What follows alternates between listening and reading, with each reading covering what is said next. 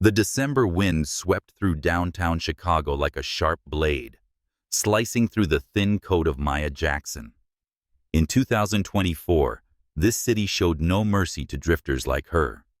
Her worn-out sneakers, with soles so thin her numb toes, peeked through and squeaked faintly with each step she dragged along the rain-slicked sidewalk. Her olive green coat, the last gift from her mother, was frayed at the sleeves, no longer enough to withstand the bitter cold of winter. Maya, a 28-year-old Black American woman, clutched herself tightly to preserve whatever warmth remained. Her dark brown, weary eyes scanned the brightly lit storefronts, where people were picking out Christmas gifts, chatting and laughing. But to Maya, that world felt as distant as a dream she didn't belong to. She hadn't had a proper meal in 3 days. The hunger gnawed at her stomach like a growling beast, forcing her to bite her lip to keep from moaning. Last night, she found a stale loaf of bread in the dumpster behind a bakery on Clark Street, but only dared to eat half. She saved the rest in a plastic bag stuffed into her backpack. Have to save it, she told herself, though she knew tomorrow might not be any better. Maya hadn't always lived like this.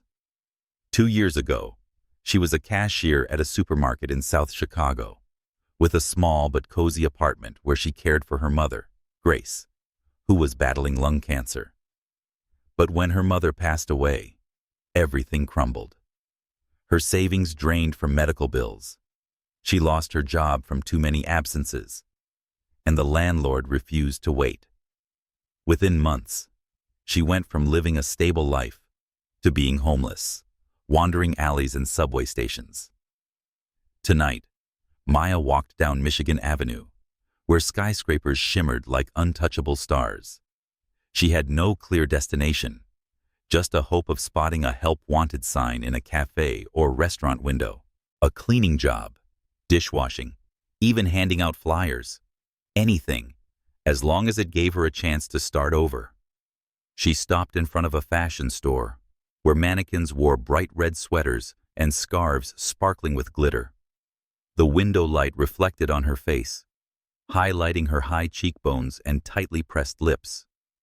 For a moment, she saw her reflection in the glass, a worn-down woman, her curly hair tied loosely with an old rubber band, eyes filled with resilience and despair.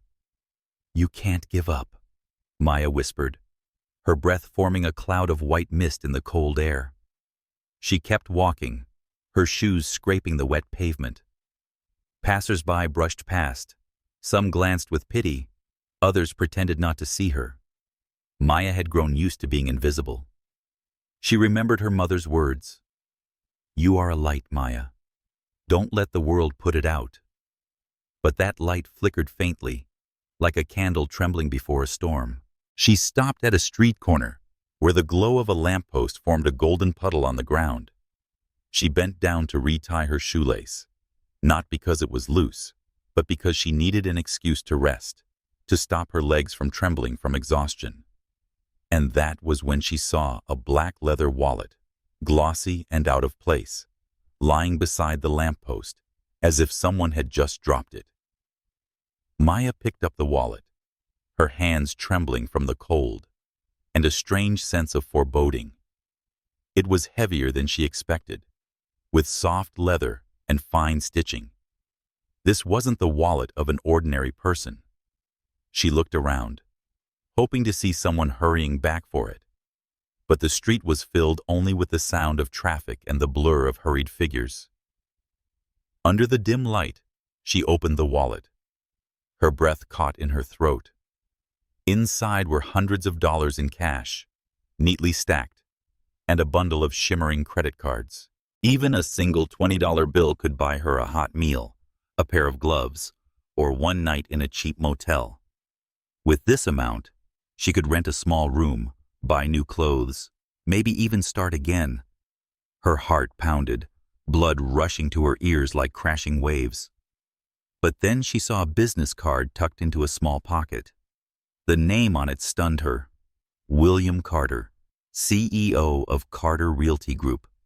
She'd heard that name on the news before. a famous real estate tycoon, owner of numerous skyscrapers across Chicago. Next to the card was a small photo, its edges worn, showing a boy around 7 years old with a radiant smile, hugging a toy car. Suddenly, the temptation to keep the wallet vanished, replaced by a heavy feeling. This wasn't just money, it was someone's life, the things they held dear. Maya remembered her mother, who once returned a gold ring she found even when they didn't have money for medicine. "Integrity is the one thing no one can steal from you, Maya," Grace used to say, her eyes shining with conviction. She stood silently under the streetlight, the cold wallet in her hands. Part of her screamed that this was her only chance to escape the hunger and cold, to never sleep in the subway again. But another part, deeper inside, echoed her mother's voice, reminding her who she was, no matter how the world treated her. Maya took a deep breath, the chills stabbing her lungs. She slipped the wallet into her backpack, zipped it carefully, and entered the address from the business card into her cracked old phone, the last item she hadn't sold. The address led to a wealthy suburb, 2 hours away on foot. She looked at the empty street and the starless black sky. "Mama, I hope you're right," she whispered, then began to walk, carrying the wallet and a faint, fragile hope. Maya Jackson stood silently under the dim yellow light of a street lamp on Michigan Avenue, Chicago, in the bitter cold of a winter night in 2024. The wind blew through, carrying mist from nearby Lake Michigan, plastering her hair against her forehead. The black leather wallet in her hand, glossy and heavy, felt like an object from another world, something that didn't belong in her trembling, dust-stained fingers. At 28, Maya was no stranger to scarcity. Nights curled up in subway stations, days surviving on scraps of stale bread. But she had never held anything so valuable. Her heart pounded as if it wanted to burst from her chest, and her breath turned into thin, white wisps in the cold air. She opened the wallet again, slowly, as if afraid it might vanish. The street lamp's glow illuminated stacks of neatly arranged dollar bills, at least several hundred, perhaps even 1,000. She didn't count, didn't dare to. But just one $20 bill could buy her a hot plate of fried chicken at the fast food joint on the corner, or a pair of gloves to protect her cracked hands. If she took all the money, she could afford a small room for a few months, clean clothes for job interviews, and maybe even register for a vocational course she once dreamed of when she worked as a cashier. The thought burst into her mind like a warm and seductive flame, chasing away the cold gnawing at her bones.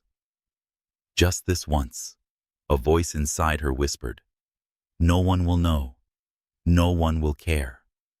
But then her eyes fell upon the business card tucked into the small pocket. William Carter, CEO, Carter Realty Group. His name hit her daydream like a hammer.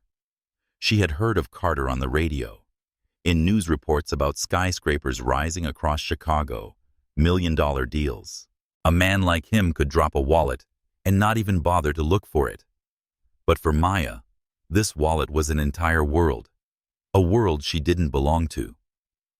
Beside the card was a small, worn photo of a boy, about 7 years old, with tousled brown hair and a beaming smile, clutching a red toy car.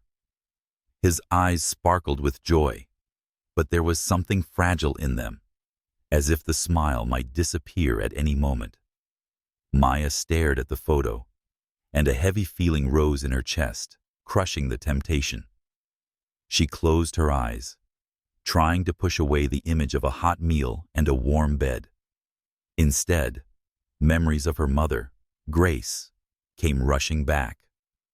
Maya remembered evenings when her mother sat in their old armchair in their small South Chicago apartment, her frail hands folded, telling stories of the days she worked as a janitor to raise Maya.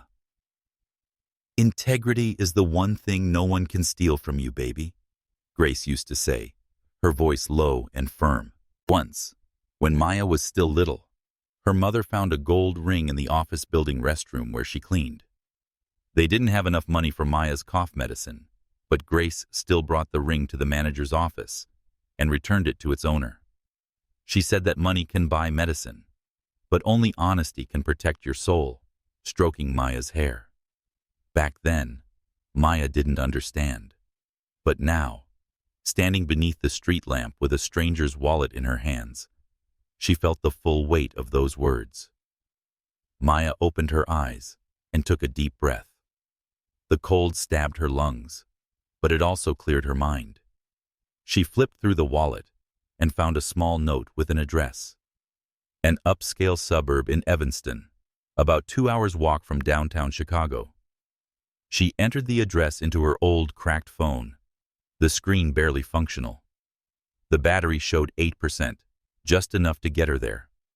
She tucked the wallet into her backpack and zipped it up like a fragile treasure. "You're crazy, Maya," she muttered, but her legs were already moving, heading north. The street began to fade behind her, leaving only the distant hum of traffic and the wind whistling through the towering buildings. The shimmering Christmas lights of Michigan Avenue slowly disappeared, giving way to the darkness of the outer neighborhoods. In Maya's mind, the battle was far from over. Every step she took came with the question, was this a mistake? She remembered all the times she had been rejected from jobs, the disdainful looks from hiring managers when they saw her wrinkled clothes and the cold words, "We're looking for someone with experience." She remembered the nights curled in the corner of the subway station, listening to the footsteps of security guards coming to chase her away. The money in the wallet could end it all, not just the hunger and the cold, but the invisibility the world had forced on her. But then she thought of the boy in the photo, those bright yet vulnerable eyes. Someone was waiting for this wallet, for the memories and meaning it carried. And Maya, though she had lost everything, still couldn't let go of the one thing her mother left her: honesty. She stopped momentarily at the side of the road, leaning against a brick wall to catch her breath. Her soaked shoes sent shivers through her body. She pulled the stale bread from the plastic bag in her backpack, took a small bite, and chewed slowly to trick the hunger. "Just return the wallet," she told herself. "Then you'll find a job. You'll be okay." But deep down, she wasn't sure. She didn't know if William Carter would believe her, or if he'd think she was just another con artist, like so many others had. She didn't know if this act would change anything, or be just another meaningless effort in a long chain of hopeless days. But still, she kept walking, carrying the wallet and a small, flickering hope, like a flame struggling in a storm. Under the starless sky, Maya Jackson didn't know that this decision would lead her to a fateful crossroads that would change her life forever. Maya Jackson trudged through the suburban streets of Evanston, Chicago, in the biting cold of a winter night in 2024. Her soaked sneakers squelched with each step, every footfall a reminder of the distance between her and the world to which the wallet in her backpack belonged. The wind blew harder now, carrying the scent of damp earth and dry leaves from meticulously trimmed gardens. The streetlights grew sparse, giving way to shadows that draped over grand houses with iron fences and electronic gates. Maya, a 28-year-old Black American woman, clutched her backpack tightly, feeling the weight of the black leather wallet inside, not just in a physical sense, but as the burden of the choice she had made, to return it, even with hunger gnawing at her stomach and the cold seeping through her worn coat. After nearly 2 hours of walking from downtown Chicago, Maya's feet ached, but she didn't stop. Her cracked old phone, now down to 3% battery, barely had enough charge to guide her to the address on the business card: 1527 Oakwood Lane, a residential area for the affluent. As she turned onto the oak-lined street, a mansion appeared, looming like a castle. Towering gray stone walls, a gleaming black iron gate under security lights, and tall glass windows aglow with warm yellow light, were another world she had never belonged to. Maya stood still momentarily, her breath forming white clouds in the air. She remembered how her mother, Grace, used to return home with swollen red hands after cleaning buildings like this, still smiling as she said, "They may have money, Maya, but you have dignity. That's something no one can buy." She took a deep breath, stepped to the gate, and pressed the intercom. A harsh beep echoed, but there was no reply. She waited, the cold sinking deeper into her skin. After a few minutes, she pressed it again, adding a soft clap of her hands to catch attention. A middle-aged man with a rigid posture appeared from behind the gate, dressed in a black shirt and slacks. He was tall, with salt and pepper hair, and his eyes narrowed as they swept Maya from head to toe. Her wrinkled clothes, her messy curls, her dark skin, those were all he seemed to see. "What do you want?" he asked, his voice cold and tinged with disdain. "This isn't a place for beggars." Maya's face flushed hot, though the chill still bit at her skin. She was used to looks like that, from store clerks, from strangers on the street, from hiring managers who rejected her for not looking the part. But this time, she didn't let it shake her. "I need to see Mr. William Carter," she said, her voice steady but firm. "I found something that belonged to him." The guard scoffed, folding his arms. "Oh, really? You expect me to believe you just happened to walk by and wanted to do a good deed? Who are you, girl? Another scammer?" His words cut like a blade, but Maya gripped her backpack tighter, feeling the wallet like a protective charm. She thought of her mother, how she endured insults while working in places like this, always holding her head high. Maya replied, "I'm not a scammer," her gaze locking with his. "I found Mr. Carter's wallet on the street. It has cash, cards, and a photo inside. If you don't let me see him, I'll take it to the police. But I doubt Mr. Carter would be pleased to know you stopped someone from returning his property." The guard frowned, clearly unaccustomed to being challenged by someone like Maya. He studied her a moment longer, as if trying to spot a lie. Maya stood tall, even as her heart pounded and her hands trembled in her coat pockets. She knew what she looked like, a homeless woman in dirty clothes, with nothing to vouch for her but a wallet and her honesty. But she also knew if she turned around now, she'd never forgive herself. "Wait here," the guard finally said, voice still laced with suspicion. He turned back inside, leaving Maya alone at the cold iron gate. She leaned against a nearby lamppost, trying to steady her breath. Shame swelled within her, not because of who she was, but because of how the world saw her. She recalled the last time she applied for a job at a cafe on Clark Street.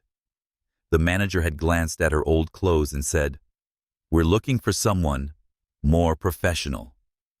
She remembered the nights in the subway station when security guards chased her off like a stray animal. Each time, a part of her wanted to give up, to fade into the invisibility the world expected. But then she thought of the photo in the wallet, the boy with the fragile smile. She didn't know who he was, but she knew the wallet mattered to someone. And Maya, despite losing everything, couldn't let someone else's judgment stop her from doing what was right. Minutes dragged like hours. Maya looked up at the mansion's glowing windows, imagining the life inside. Hot meals, soft beds, people who didn't have to worry about tomorrow. She wondered what William Carter was like. A wealthy businessman, surely.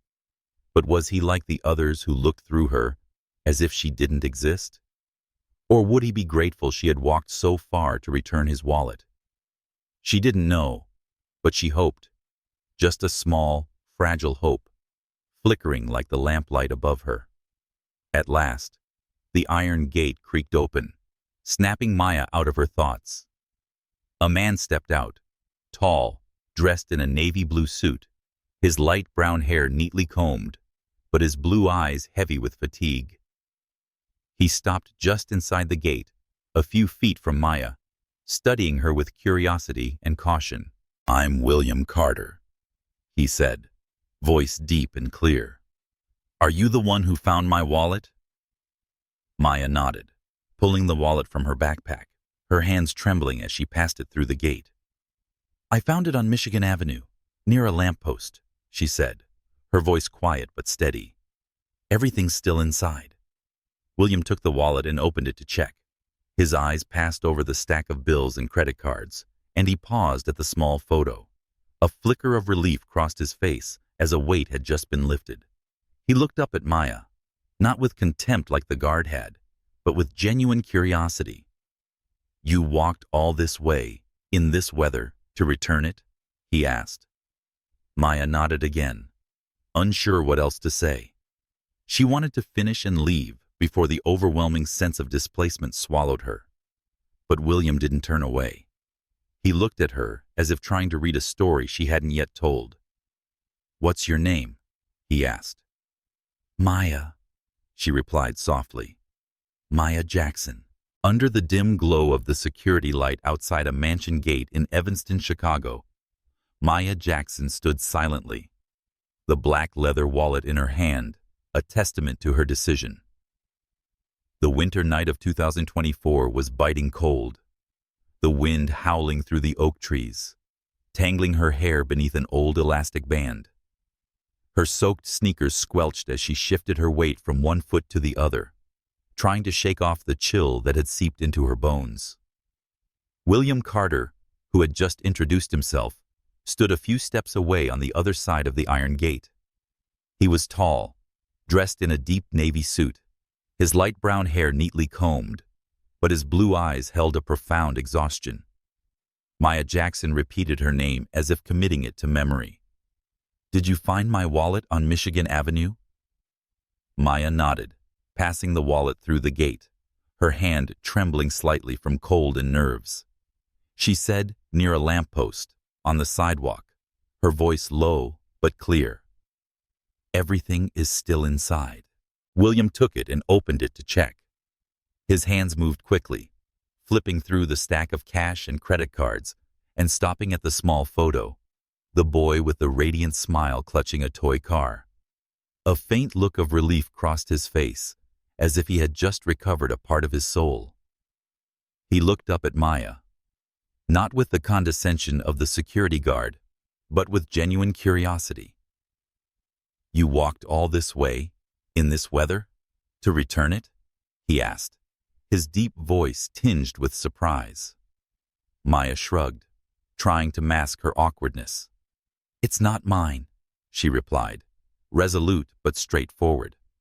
The words, though plain, carried the weight of the lessons her mother, Grace, had instilled in her. William looked at her momentarily longer, as if trying to solve a riddle. Then he did something unexpected. He pressed a button on the control panel, and the iron gate creaked open. "Come in," he said. "It's too cold out. You should have something warm to drink." Maya blinked, surprised. "That's not necessary," she said quickly. "I just wanted to return the wallet. I'll be on my way." But William shook his head, a faint smile crossing his face. "You walked 2 hours to return something I needed. The least I can do is thank you with a cup of tea." She hesitated, her eyes drifting past the gate to the darkened garden, where warm yellow light from the mansion glowed like a gentle invitation. Like a stray bird, she felt out of place before an unfamiliar doorway. But the cold and the sincerity in William's voice nudged her forward. She nodded and stepped through the gate. The warmth of the house wrapped around her the moment she stepped into the grand foyer. The marble floor shimmered, a crystal chandelier hung high above, and the faint scent of pine wood came from the fireplace. Maya clutched her backpack tightly, afraid her presence might somehow dirty the place. William led her into a smaller sitting room with velvet armchairs and a walnut table. "Have a seat," he said, gesturing to the chair. I'll get the tea. Maya sat down, but only on the edge of the chair, as if ready to leave at any moment. Her eyes scanned the room, landing on a photo on a bookshelf. William, looking younger, stood beside a blonde woman and the same boy from the wallet photo. The boy, likely his son, had William's eyes, deep and thoughtful. She wondered what had weighed William down despite his wealth. When he returned carrying a tray with 2 teacups and a plate of cookies, Maya quickly looked away as if caught staring. Would you like some tea? William asked, placing a cup in front of her. Steam rose from it, carrying the soft scent of mint. Maya nodded, holding the cup with both hands, letting the warmth spread through her cracked fingers. Thank you, she said softly. She sipped, the taste soothing and warm against the cold inside her. William sat across from her, not rushing to speak, just curiously observing her. Why didn't you keep it? He finally asked. The wallet. There's a lot of money in there. Most people wouldn't walk all this way to return it. Maya set the cup down, her eyes meeting his. My mother taught me that keeping something that's not yours is still stealing, no matter how rich the person is, she said. And I saw the photo. That boy, he must matter to you. I didn't want to take anything from a child. William tilted slightly, as if her words touched something deep within him. You're right, he said, voice lowering. That's Noah, my son. That photo. It's one of the most important things I have. She nodded, asking no further questions. But William continued as if needing someone to hear him. I dropped the wallet this afternoon, rushing to my car after a meeting. I didn't realize until I got home. Without you, I would have lost it for good. He paused, looking at her. Where do you live, Maya? In Chicago? The question froze her. She didn't want to lie, but the truth was heavy. She said, I don't have a fixed place, eyes dropping to her cup. I used to work as a cashier, but after my mother died, things got hard. I'm looking for work, but nothing's come through yet. William didn't respond right away. He looked at her, not with pity, but with a quiet respect. Your mother, he said. She must have been an extraordinary woman if you were willing to walk all this way because of what she taught you. Maya gave a faint smile, the grief still a fresh wound. She was everything to me, she said. She had cancer, and I cared for her until the end. After that, I lost my job and home, but I didn't want to disappoint her, even if she's no longer here. A moment of silence fell over the room, broken only by the soft crackle of the fireplace. William nodded, as if he understood at least part of her story. I lost someone important too, he said quietly. My wife, Emily, 2 years ago. Car accident. Noah hasn't been the same since. He glanced toward the window, where the garden was now dark. Maya could feel the pain in his voice, a pain she knew all too well. I'm sorry, she said sincerely. William shook his head. It's okay. It's just, you reminded me that there are still good people in the world. He stood as if to shift the energy in the room. Have a cookie. They're not gourmet, but at least they're warm. Maya picked one up, taking a small bite. The butter and sugar melted on her tongue, bringing a small sense of comfort. She realized it was the first thing she had eaten today, besides that piece of stale bread. William looked at her, then said, Maya, I don't know your plans, but if you're open to it, I'd like to help. Not charity, just an opportunity. You gave me something valuable today. I want to return the favor. Maya blinked, unsure if she'd heard him right. Help? How? She asked, cautious. William smiled gently, I'm not sure yet. But stay a little longer. Finish your tea. We'll talk. She looked at him, searching for any sign of deceit, but saw only sincerity. She nodded, holding her cup tighter, unaware that this meeting would open a new door in her life. In the warm sitting room of a mansion in Evanston, Chicago, Maya Jackson sat on the edge of a velvet armchair, both hands wrapped tightly around a steaming cup of peppermint tea. Outside, the winter night of 2024 remained bitterly cold, but the heat from the fireplace and the crystal chandelier's soft golden light made her feel like she'd stepped into another world. Across from her sat William Carter, a 38-year-old white American man with weary blue eyes, quietly sipping his tea, his gaze never leaving her. The black leather wallet, now back in its owner's hands, rested on the walnut table between them like an invisible bridge. Maya, a 28-year-old black American woman, had just shared part of her story about her mother, Grace, her days of homelessness, and the honesty that had brought her here. She didn't expect sympathy, only hoped to return the wallet and leave.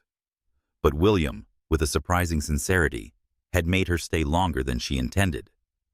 "You reminded me there are still good people in the world," William said, his voice low but warm. He placed his cup down and leaned forward, resting his elbows on his knees. "Maya, you didn't just return a wallet. You returned a piece of memory. Noah's photo, my son. That meant more than the money inside." Maya gave a faint smile, unsure how to respond. Her eyes drifted to the photo on the bookshelf. William, a blonde woman, and the boy Noah, and she could feel the grief hidden behind his words. "I just did what was right," she said softly. "My mother wouldn't have let me do otherwise." William nodded as if weighing something. "Your mother must have been a strong woman," he said. "And so are you, Maya.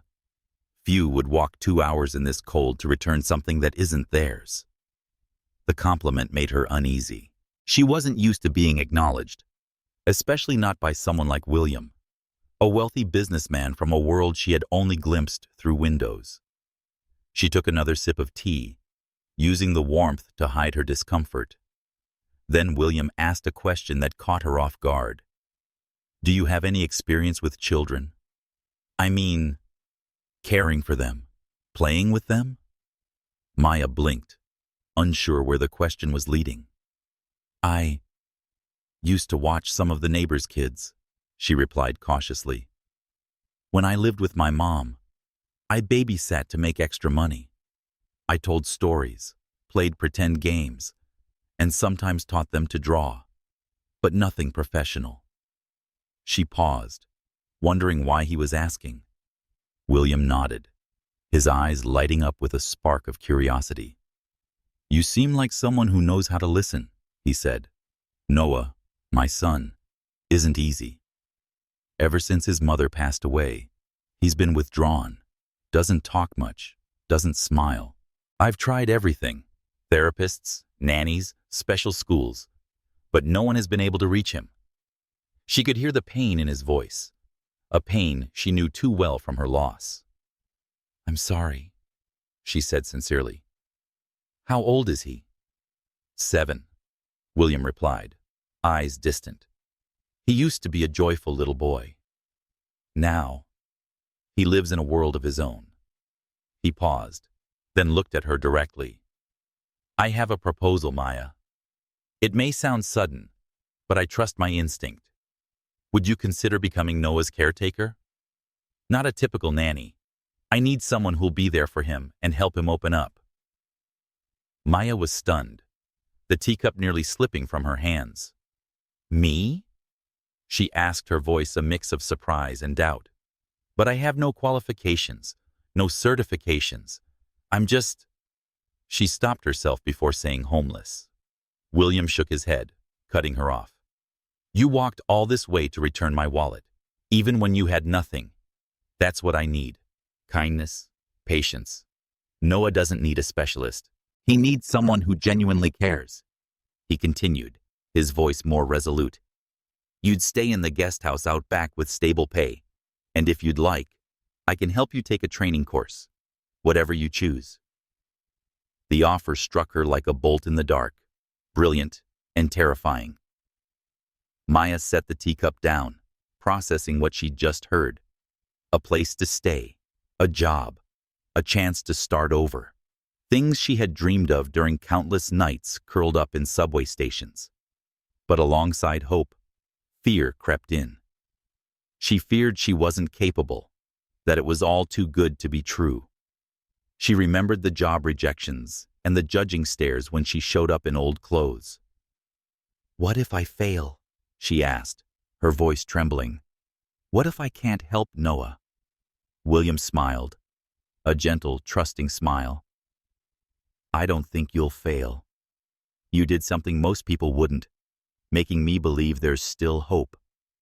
Give it a try, Maya. Not for me, for yourself." She looked into his eyes, searching for pity, but saw only sincerity. She thought of her mother, who always said, "Opportunity comes when you dare to step forward." But she also thought of the months on the street when every step led to disappointment. Would this time be different? She took a deep breath, feeling the warmth from the teacup still lingering in her hands. She said, I'll try, her voice small but steady. "But I don't want you to think I'm doing this for money or shelter. I want to help Noah if I can." William nodded, his eyes brightening. "I know. That's why I'm asking you." He stood, pointing toward the window where the garden lay in darkness. "Tomorrow, I'll introduce you to Noah. For now, get some rest. You need a good night's sleep." Maya nodded, though her mind was spinning. She didn't know if she had the strength to step into this new world, connect with a wounded boy, or prove she belonged. But as William led her to a small bedroom in the guest house, with clean sheets and a warm blanket, she felt a flicker of light, not from chandeliers or fireplaces, but from within. She lay down, listening to the wind outside the window, and whispered, "Mama, I'm trying." She had no idea this decision would change her life and bring light back to a family lost in darkness. On an early winter morning at the mansion in Evanston, Chicago, the 2024 sun filtered through the oak branches, scattering golden flecks across a garden laced with frost. Maya Jackson stood before the mirror in the small guest house room, where she had just experienced her deepest sleep in months. The clean bed and the faint scent of soap on the borrowed t-shirt and jeans made her feel like she was living in a dream. But as she tied back her curls with the same worn elastic band, she looked into her deep brown eyes in the mirror and reminded herself, this dream comes with responsibility. Today, she would meet Noah, the 7-year-old boy William Carter believed she might help. Maya, a 28-year-old Black American woman, took a deep breath, trying to shake off the fear of failure clinging to her. She exited the guest house, crossing the garden toward the main house. The frigid air made her shiver, but the warmth of the mansion quickly wrapped around her as she pushed open the kitchen door. William stood by the counter, wearing a pale blue shirt and coffee in hand. "Good morning, Maya," he said, his gentle smile softening the fatigue on his 38-year-old white American face. "Did you sleep well?" "Better than I ever expected," Maya replied, her voice tinged with modesty. William gestured toward a tray of toast and jam on the table. "Help yourself. Noah usually wakes up late, so you've got a little time." Maya nodded, sat down, and took a slice of toast, savoring the buttery melt in her mouth, a luxury she had nearly forgotten. William sat across from her, sipping his coffee. "Noah's not easy to reach," he said, voice quiet. "He clings to that toy car. It was a last gift from his mom, Emily. Don't force him to talk. Just be yourself." Maya nodded, though her heart grew heavy. She had no degree in psychology and no professional training. Could she truly connect with a boy carrying such grief? She remembered the days she babysat neighborhood kids in South Chicago, reading stories and building cardboard castles. But Noah wasn't those kids. She thought of her mother, Grace, who once said, "Listening is the best form of healing, Maya." Light footsteps on the stairs interrupted her thoughts. Noah appeared at the kitchen door, his brown hair tousled, wearing blue pajamas printed with spaceships. He had small, blue eyes like William's, but with a distant gleam. He clutched a red toy car, holding it like a talisman. "Hey, buddy," William greeted gently. Noah didn't reply. He sat at the table, eyes locked on the toy. William glanced at Maya as if to say, "Try." Maya took a breath, offering a small smile. "Hi, Noah. I'm Maya. That car looks cool. Is it fast?" Noah didn't look up, but his fingers paused on the wheels. Maya didn't press him. She just continued eating her toast, letting the silence feel natural. She remembered how her mother would sing lullabies to comfort her during nights of illness, and she decided to try something similar. Not a song, but a story. "When I was little, I had a toy car too, but its wheels always got stuck," she said softly. "I had to build a racetrack out of shoeboxes to make it go smoothly." Noah didn't speak, but she noticed his eyes briefly glance her way. After breakfast, William left for a meeting, leaving Maya and Noah in the living room. The boy sat on the rug, silently pushing the toy car back and forth. Maya observed him and realized he wasn't playing. He was repeating a motion, almost to soothe himself. She took a cushion from the sofa and placed it on the floor like a bridge. She said, "I bet your car can make it over this bridge with playful challenge." Noah looked at the pillow and then at her. His gaze was curious and cautious. He slowly pushed the car up the cushion, but it tipped over. Maya chuckled. "Tough bridge. Want to build a better racetrack?" This time, Noah nodded. A small gesture, but it made Maya's heart race. She pulled out an old cardboard box from the corner and created a tunnel and a hill together. She didn't ask about his mom or sadness. She focused only on the game. When the car raced through the tunnel, Noah made a soft sound. Not quite laughter, but a flicker of light in his eyes. "You're good at this," Maya said sincerely. Noah looked at her and spoke, barely louder than a whisper. "Mom liked playing cars with me." Maya felt a lump rise in her throat, but kept her tone steady. "I bet your mom was proud of your racing skills." She shared a memory of her own. Nights when her mother sang to her despite being ill. She said, "When you're sad, find something small to make you happy. A song. Or a toy car." Noah didn't answer, but pushed his toy car closer to her. A silent invitation. They continued building the racetrack, adding cushions, books, and a scarf for a finished flag. When the car finally crossed the finish line, Noah smiled. A small, fragile smile, but radiant like winter sunlight. Maya felt her eyes sting, but she smiled back as if they had crossed an invisible barrier. When William returned at noon, he stood quietly at the living room door, watching Maya and Noah on the rug, surrounded by the chaos of pillows and cardboard. Noah looked up and pointed to the track. "Dad, look! My car won!" William blinked as if he couldn't believe what he was hearing. He looked at Maya, his eyes filled with gratitude. "You did it," he said, voice husky. Maya shook her head, smiling. He did it, not me. But deep down, she knew a door had opened, not just for Noah, but for herself.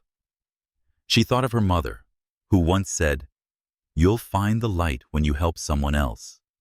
And here, between the scraps of cardboard and Noah's shy smile, Maya felt that light, faint but discernible. The afternoon light at the Evanston mansion in Chicago cast a pale winter glow through the tall glass windows, illuminating the polished walnut floor. Maya Jackson, a 28-year-old Black American woman, sat on the living room rug with Noah, the 7-year-old boy with tousled brown hair and piercing blue eyes. Around them stood a fortress built from cushions and blankets, where Noah's red toy car was attacking a row of cardboard boxes. His rare but radiant laughter rang out as Maya growled in a monster voice. "Rawr! The fortress will never fall." 1 week into her role as Noah's caretaker, Maya had found a rhythm. No pressure, just quiet companionship, letting him open up through simple play. But deep within her, lingering anxiety remained. Did she truly belong here? Or was she merely a guest passing through a world that wasn't hers? She heard a car stop at the gate, then the click of heels on the entryway floor.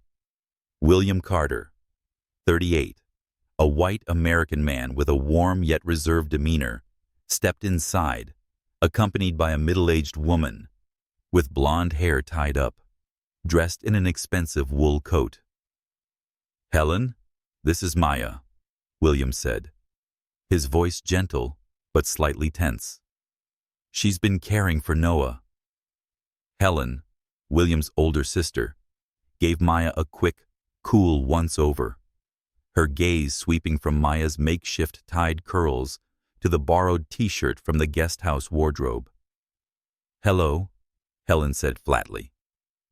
Maya stood, offering a polite smile. "Hello," she replied, keeping her voice calm despite feeling the weight of scrutiny. "Noah came here to Auntie," and Helen called. But Noah glanced up, clutching his toy car tighter and leaning closer to Maya.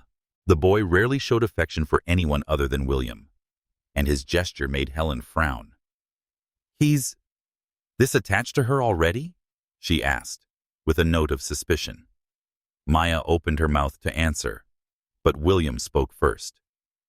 "Since Maya arrived, she's helped Noah smile again and speak again. Something no therapist has been able to do." Helen scoffed lightly, folding her arms. "Really?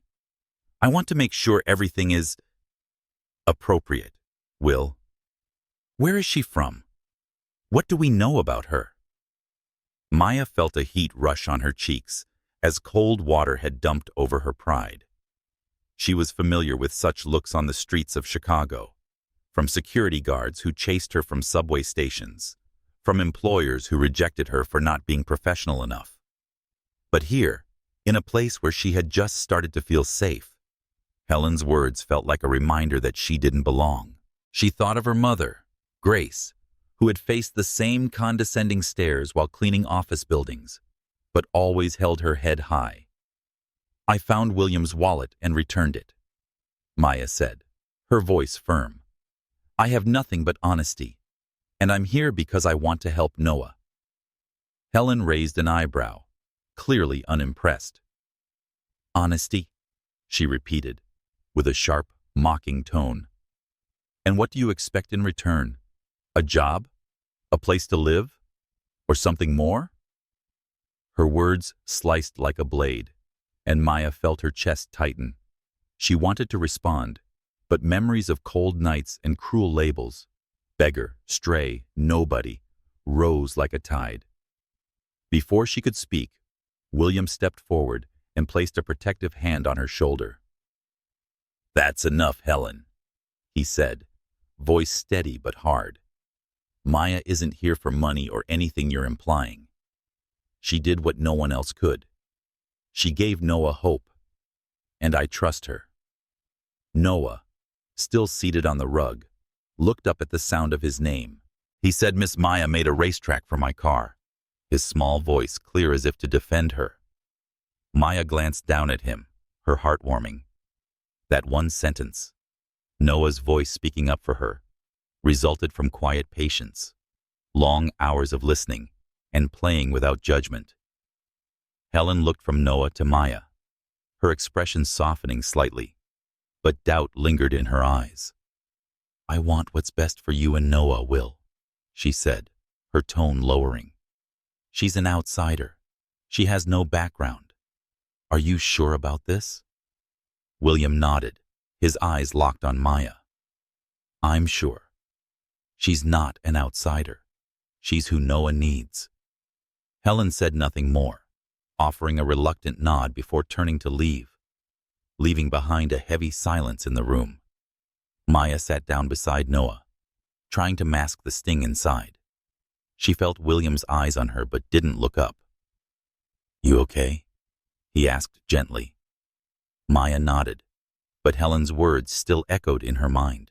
She remembered her mother saying, "People will doubt you because of who you are, Maya, but you prove yourself through action, not words." She looked at Noah, who was now pushing his toy car through the fortress again, and something inside her solidified. She wouldn't let prejudice stop her from helping him. Later, after Noah went upstairs for his afternoon nap, William took Maya out to the back porch. The garden shimmered under the soft winter light, cloaked in dew. "I'm sorry about Helen," he said, hands in his pockets. "She cares about Noah, but she's wrong about you." Maya gave a faint smile, looking out toward the oaks. "I'm used to it," she said. "People look at me, a black woman with no home and no degree, and decide I'm not worth their time. But I'm here for Noah, not for them." William looked at her with deep respect. "You're stronger than you think, Maya. And Noah, he laughed today. That's because of you." She nodded, feeling a slight warmth rise through the sting of earlier. "I want him to feel safe," she said. William smiled genuinely. "You're doing that. And I want you to know, you're not just Noah's caretaker. You're changing this entire home." Maya looked at him, her heart beating faster. His words and his defense of her against Helen made her feel seen, not as a homeless woman, but as a human being. She thought of her mother, who always believed kindness would lead her to where she needed to be. At that moment, beneath the pale winter sun, Maya believed her mother might be right. The winter sunset of 2024 cast a soft golden-orange hue over the garden of the Evanston mansion, making the dewdrops on the grass glisten like tiny gems. Maya Jackson, a 28-year-old Black American woman, sat on a wooden bench beneath an ancient oak tree, holding an old notebook where she'd written down her thoughts during the days she lived with her mother. It had been an emotional day, playing with Noah, confronting judgment from Helen, William Carter's sister, and feeling an unexpected sense of protection from William himself.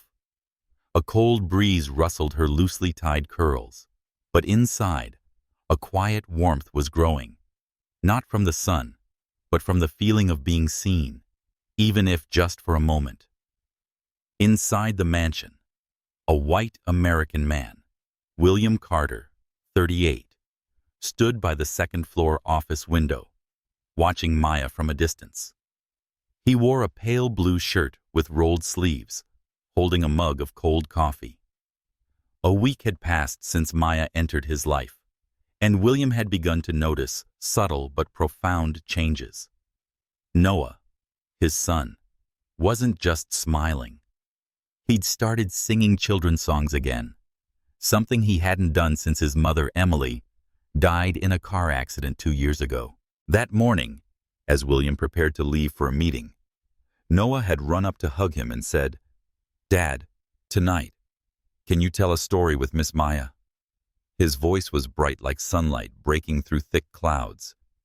William had felt his heart tighten. He hadn't heard that joy in Noah's voice for a long time. He walked down to the kitchen, where Maya had just returned from the porch. She was rinsing a cup and wearing a loose t-shirt borrowed from the guest house closet. William said gently, "You like sitting out there," leaning against the counter. Maya jumped slightly, then turned with a shy smile. "It's quiet," she replied. "It helps me think." William nodded, his gaze falling on the notebook she had left on the table. "What do you write in that?" Maya hesitated, then answered, "Just things my mom taught me. Days I want to remember. It helps me not forget who I am." William smiled, genuine and thoughtful. "You remind me of Emily," he said, his voice dipping. She used to journal too. She said it kept her grounded on the chaotic days. He paused, as if the memory of his wife was a wound just beginning to heal, now touched again. Maya watched him quietly, not pushing him to say more, just listening. That silence, gentle and without judgment, made William feel safe to continue. When Emily died, I thought I lost the best part of myself too, he said. I threw myself into work, into Noah, but I wasn't living. I was functioning. But since you arrived, Maya, I see Noah returning to life. And I think I am too. His words stunned Maya. She set the cup down, her hand trembling slightly. I'm only doing what I can, she said softly. Noah's a special boy. He just needed someone to be there. William shook his head, stepping a little closer. Not just Noah. You've brought change to this entire home. I come home earlier now. I don't check emails every 5 minutes. I want to hear Noah talk about the racetracks you build. Don't you see? You're changing everything. Maya looked down, her cheeks warming. She wasn't used to praise, especially not from someone like William, a successful man from a world she once thought she'd never enter. She thought of the homeless days when she was invisible on Chicago streets, passing by as if she didn't exist. I don't know if I deserve this, she whispered. Maybe your sister's right. I have no degree, no resume. I'm scared I'll mess this up. William frowned slightly, his expression firm. Helen is wrong, Maya. You have the most essential qualities, kindness and patience. And you have something rare, a gift. He paused as if weighing a decision, then continued. Today, when Noah sang, I remembered Emily's dream.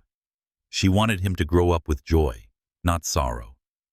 You're helping make that real, and I want to help you realize your dream too. Maya looked up, surprised. My dream? William nodded. You once said you wanted to become a kindergarten teacher, but had to stop to care for your mom. I can fund you through a course in child psychology or anything else you choose. This isn't charity. It's an investment in the person who changed my son's life. The offer hit her like a wave, exhilarating and terrifying. She thought of her childhood, drawing alphabet charts for neighborhood kids, dreaming of one day standing before a classroom full of laughter. But then her mother got sick, and that dream was buried under hospital bills and nights on subway benches. I don't know, she murmured. School is expensive, and I don't want you to think I'm here for personal gain. William shook his head, eyes sincere. I don't. You returned my wallet when you had nothing, Maya. I trust you. Just think about it. You don't have to decide now. She nodded, her mind spinning. She glanced out the window, where the sunset light was beginning to fade. She remembered her mother once saying, Opportunity is a gift, Maya, but you must be brave enough to accept it. But she also remembered all the rejection letters and the cold stares. Could she start again? When William left the kitchen to check on Noah, Maya opened her notebook and wrote, Today, I was given a chance. I'm scared, but I want to try. For Mom, Noah, and myself. She closed the book, feeling a faint light stir in her chest, not from the sunset, but from the trust William had placed in her. Night fell over the Evanston mansion in Chicago, bringing the stillness of winter in 2024. Pale moonlight streamed through the kitchen window, casting silver fragments across the polished walnut floor, where Maya Jackson, 28, a Black American woman, was brewing a cup of peppermint tea. The oversized t-shirt she had borrowed from the guest closet hung loosely on her slender frame, and her curly hair, tied back with a worn elastic band, revealed high cheekbones and dark brown eyes filled with quiet thought.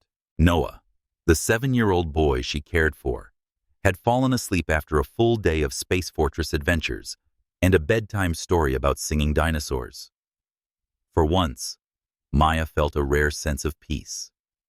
But in her heart, William Carter's words still echoed, his offer to support her studies, the trust he placed in her, and his deep, sincere gaze that both warmed and unsettled her. Soft footsteps descended the stairs, breaking the silence. William, 38, a white American man, entered the kitchen wearing a pale blue button-down shirt with rolled-up sleeves, his light brown hair slightly tousled after a long day of meetings.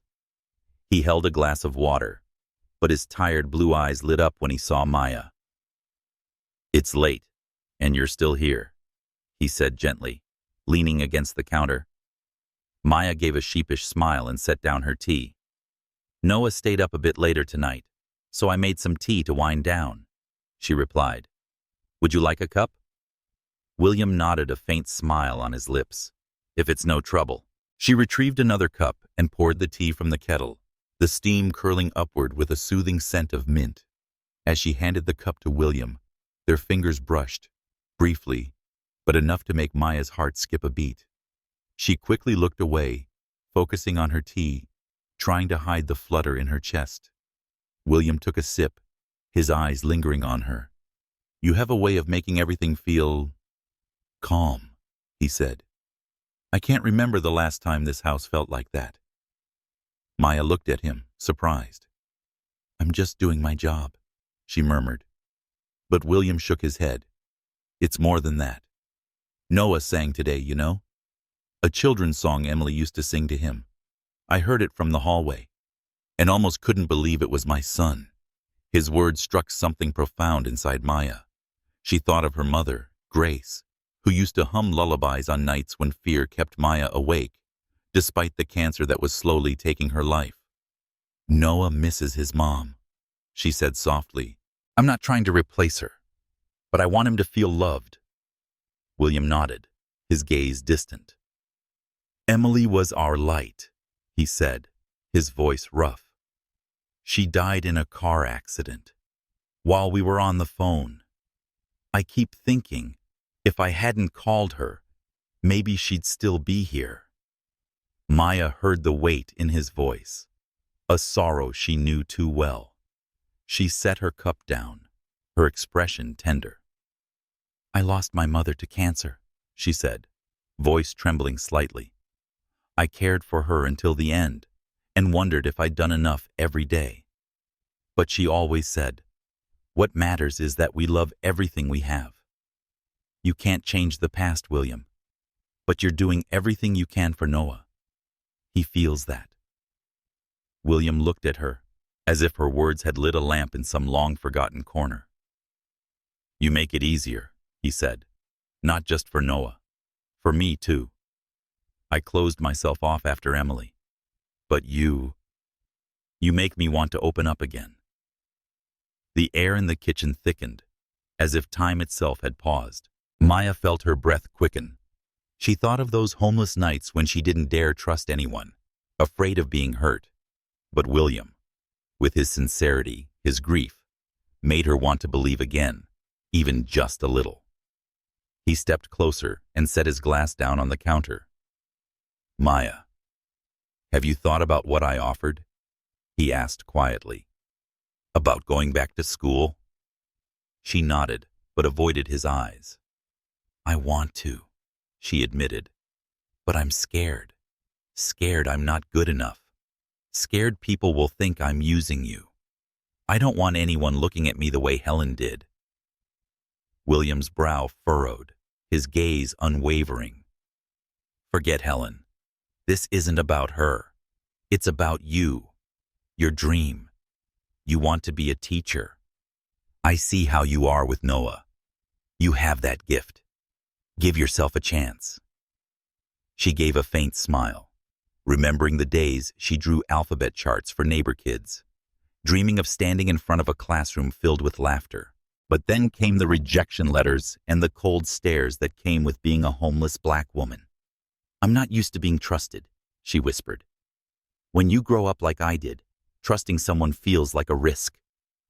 William took another step, his voice low but sure. I know. But I trust you, Maya. Not because of the wallet, not because of Noah, because of who you are. At that moment, with moonlight pouring through the window, Maya felt a warmth bloom inside her. William raised his hand slightly, as if to rest it on her shoulder, but stopped, not wanting to cross a line. Maya looked at him, her heart pounding. She tried to say something, but the swirl of emotions, fear, hope, and something unnamed, held her still. She grabbed her teacup and moved toward the door. I should get some sleep, she said, voice trembling. Thank you for talking. William nodded, his eyes still locked on her. Good night, Maya, he said softly. She left the kitchen, climbing the stairs with the sensation of escaping a storm. In the living room, she opened her old notebook and wrote, Today, I spoke about my mother, and he talked about his wife. I'm afraid of this feeling, but I don't want to run anymore. She closed the notebook, lay on the bed, and listened to the wind howling outside the window. She didn't yet know that something had been planted tonight, under the moonlit sky of Chicago. Not just friendship, but something more profound, waiting to bloom. The winter night of 2024 glowed with city lights as Maya Jackson stepped out of William Carter's car in front of the Peninsula Hotel, where a charity event sponsored by Carter Realty Group was being held. Maya, 28, a Black American woman, felt her heart race as she looked up at the grand building, its marble pillars and glittering crystal chandeliers glowing through the glass. The deep navy dress William had given her hugged her slender frame, highlighting her warm brown skin and deep-set eyes. Her curls were neatly pinned up, accented only by simple silver earrings. This was the first time she entered such an event, not as Noah's caretaker, but as William's companion. A white American man, 38, a successful entrepreneur with quiet intensity in his blue eyes.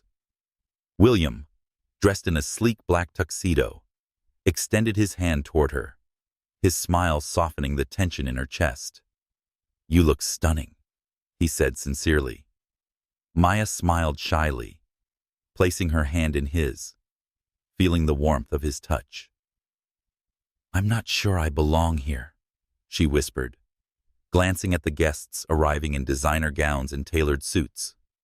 William gently squeezed her hand. You belong anywhere you choose to be, Maya, as long as you're yourself. His simple but powerful words made her lift her chin higher, even as nerves swirled in her chest. Inside, the ballroom shimmered with round tables draped in white silk, orchids arranged elegantly, and the soft strains of violins filling the air. Maya felt like she had stepped into another world, far from the nights she spent curling up in subway stations. William guided her to the VIP table, introducing her to his colleagues. This is Maya Jackson, he said. She's brought incredible change to my family. Polite smiles followed, but Maya caught a few lingering gazes, eyes flicking from her brown skin to the unbranded dress.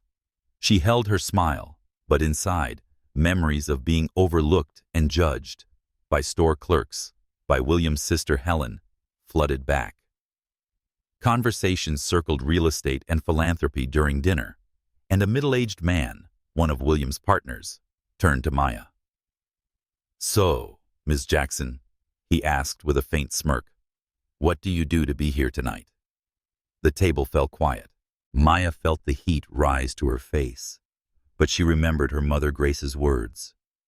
Don't let them shrink you, Maya. She met his eyes, her voice firm. I'm here because I deserve to be. I care for William's son Noah, and I'm proud. Under the table, William placed his hand over hers, his eyes shining with pride. The man cleared his throat and turned the conversation elsewhere, but Maya felt something shift. She was no longer invisible. After dinner, As guests departed, William led Maya to the hotel's small garden, where fairy lights twinkled in the trees, and a soft fountain murmured nearby. The cold air turned her breath into white mist, but she didn't feel cold with William beside her. "He said you were incredible in there," his voice low and steady. "I know it wasn't easy, but you made people take notice." Maya smiled, gazing up at the lights. "I did what my mother taught me. Never bow your head to anyone." William stepped closer, his eyes locked on hers. "Maya, there's something I need to say." His voice was quiet but confident. "Since you came into our lives, I haven't seen Noah return to life. I've seen myself, the part I thought died with Emily. I don't know if this is right or too soon, but I'm falling in love with you." The words hit Maya like a sudden gust of wind. She opened her mouth, but nothing came out. She thought of the homeless nights when trusting someone felt like walking into a trap. But William, with the grief he'd shared, the trust he placed in her, made her want to believe, even just a little. I don't know what to say," she finally whispered, her voice trembling. "You live in a different world, William. I'm afraid this isn't real. I'll wake up and all be gone." William shook his head, his gaze warm. "My world is Noah. It's the home that feels alive again because of you. I'm not rushing you, Maya. I just needed you to know how I feel." She looked at him, eyes misty. "I need time," she said softly. William nodded, offering a gentle smile. "Take all the time you need." They stood under the twinkling lights, saying nothing more. Yet the silence between them brimmed with emotion. Maya thought of her mother's words. "Love is when you open your heart, even if you're afraid." She wasn't ready yet, but felt a door slowly creak open. Not just for love, but for a future she never thought she'd be allowed to dream of. As they left the garden, Maya held William's hand a little tighter, as if trying to hold on to this moment, under the starlit sky of Chicago. A light spring rain tapped softly against the garden of the Evanston mansion in Chicago, its rhythm like a gentle lullaby. Maya Jackson, 28, a Black American woman, stood in the kitchen holding a cup of peppermint tea, her deep brown eyes gazing through the window where raindrops slid slowly down the glass. 2 months had passed since William Carter, 38, a white American man, confessed his love to her in the glowing garden of the Peninsula Hotel. Since then, Maya had been on an emotional journey, caring for 7-year-old Noah, who now laughed and told stories daily. But inside, one question still echoed. Could someone like her, once homeless, ever truly be worthy of the love and family opening up before her? The mansion now carried a new warmth. Noah's voice singing children's songs drifted from the living room, where he was painting a colorful picture. Maya smiled, remembering the drawing he gave her last week. A bright home with 3 people holding hands. Noah, Maya, and William. "This is my family," Noah had said, his voice innocent but certain. The picture, now taped to the fridge, was a symbol of a bond Maya once never dared to dream of, back when she returned William's lost wallet on Michigan Avenue. But each time she looked at it, she recalled her mother Grace's words. "Love is when you dare to believe, even when you're afraid." William entered the kitchen, wearing a pale blue shirt and his light brown hair damp from the rain. "Good morning," he greeted, his smile lighting up his tired blue eyes. "Noah's drawing something for you. I bet it's a spaceship." Maya chuckled, setting her cup down. "He's been obsessed with space since I told him a story about Mars last week." William leaned on the counter, his gaze soft. "You make everything magical for him," he said. "And for me." His words made her cheeks warm. She had grown more accustomed to his sincerity, but her heart raced every time he looked at her like that. "Take a walk with me?" William asked, motioning toward the garden. "It's just a light rain, and I want to say something." Maya hesitated, but the look in his eyes made her nod. She slipped on a borrowed cardigan and followed him to the porch, where the scent of damp earth and fresh grass lingered. The drizzle made her curls cling to her face, but she didn't mind. They strolled toward the wooden bench beneath the old oak tree, where Maya had once sat, journaling in her earliest days here. William stopped and turned to her, his eyes steady. "Maya, have you thought about what I said 2 months ago?" he asked quietly. "About how I feel?" Maya drew a breath, the chill catching in her lungs. She remembered that night, when he told her he loved her, and the quiet days that followed, filled with patience, never pressure. "I think about it every day," she said softly. "But I'm scared, William. I'm afraid this is too beautiful and real, and I'll ruin it. I used to have nothing, no home, no hope. I don't know how to hold on to happiness." William took her hand, his warmth seeping into her cold fingers. "You don't need to know how to hold on," he said. "Just stay, with me, with Noah. That's enough." He knelt before her, rain misting his shoulders. From the inside pocket of his coat, he pulled out a small blue velvet box and opened it, revealing a simple silver ring with a single, glimmering stone. Maya froze, her hand covering her mouth. "Maya Jackson," William said, his voice trembling. "You walked into my life with a wallet, but you brought light. You've healed Noah. You've healed me. I can't imagine a future without you. Will you marry me?" The rain began falling harder, but Maya didn't feel cold. She looked into his eyes and saw pain, hope, and love. A love that didn't judge her past or skin. She thought of the nights spent sleeping in subway stations, believing her life was over. She thought of her mother, who always said, "You deserve love, Maya." And she thought of Noah, the boy who now called her Miss Maya with a beaming smile. Tears spilled from her eyes, mingling with the rain. "Yes," she whispered, her voice choked. "Yes, I will." William smiled, his own eyes glistening. He slid the ring onto her finger, then stood and embraced her tightly. Rain poured around them, but at that moment, beneath the old oak tree, they were in a world of their own. They returned to the house, soaked but glowing. Noah ran to them, wrapping his arms around Maya's legs. "Miss Maya! I finished my spaceship!" he shouted, then noticed the ring on her hand. "Dad, does this mean Miss Maya is going to be my mom?" William smiled and tousled Noah's hair. "That's right, buddy." Maya knelt, hugging Noah tightly, her heart overflowing. She remembered her mother's words again. Family is what you find when you dare to love.